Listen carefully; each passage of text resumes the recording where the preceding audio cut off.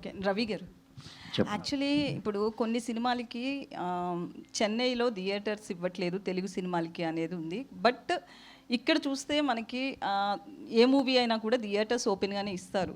ఆ స్టార్కున్న fan following కావచ్చు, దేన్ని ఒక దాన్ని బేస్ చేసుకుని.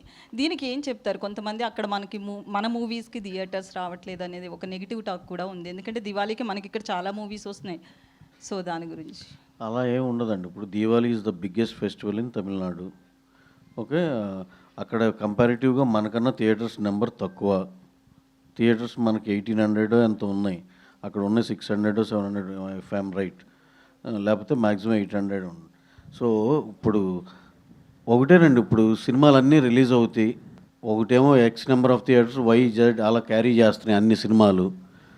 ఫస్ట్ డేకి టాక్ని బట్టి అవి అడ్జస్ట్ అయిపోతూ ఉంటాయి. You give the best content, పెద్ద హిట్ కంటెంట్ ఇవ్వు, తీసుకెళ్ళు.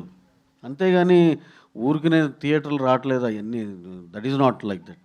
అంటే ఇప్పుడు మనకు ఒక రూల్ ఉంది, పొంగల్ టైంలో ఓకే వీ హ్యావ్ సమ్ ఇది అట్లా.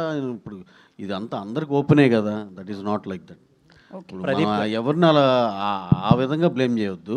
ఇప్పుడు నిజంగానే మన పొంగల్ టైంలో దానికి ఒక డిబేట్ ఉంది, అవన్నీ దట్ ఈస్ డిఫరెంట్ స్టోరీ. ఇప్పుడు ఇక్కడ అక్కడ అక్కడ Diwali is the biggest festival. And again మరి మీరు దేని ఉద్దేశించి అంటున్నారు నాకు తెలియదు, కానీ నేను జనరలైజ్ చేసి చెప్తున్నది. ఓకే. దాంట్లో ఏ సినిమా బాగుంటే ఆ సినిమా షోలు మ్యాక్సిమం వచ్చేస్తాయి. అది అసలు ఎవరికి వరి అవ్వాల్సింది లేదు, ఎవరు కంగారు పడాల్సిన అవసరమే లేదు.